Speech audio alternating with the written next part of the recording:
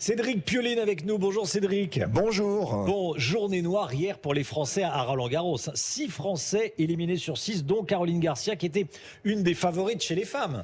Oui, avec tristesse d'avoir eu cette journée avec 100% d'élimination française et surtout, comme vous l'avez noté, Caroline Garcia qui était notre meilleur espoir, meilleur classé et qui, ma foi, n'arrive pas à se dépêtrer de cette méforme ou sous-performance qu'elle a depuis le début de l'année.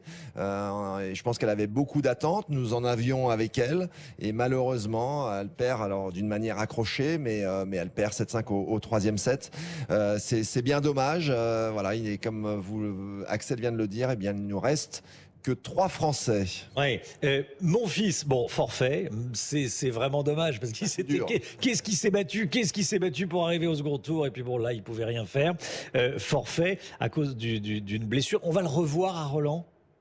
Ben, c'est un petit peu la question. Ouais. Alors d'abord, il est forfait. C'est pour ça que je vous la pose. Oui, il est forfait parce qu'il a une fissure à un tendon du poignet gauche suite à des examens d'hier. Donc on lui a bien confirmé cela parce qu'il avait des douleurs qui l'ont pas quitté et il s'est décidé à aller vérifier tout ça. Et c'est une excellente question. 36 ans. Est-ce que on va le revoir? Est-ce que c'était pas son dernier Roland-Garros?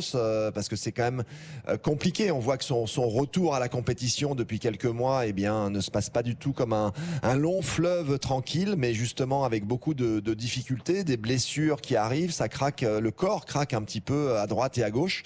Donc j'espère que 2024, eh bien, on le verra à Roland-Garros. Et puis également, rappelons qu'il y aura les Jeux Olympiques également dans le stade de Roland-Garros.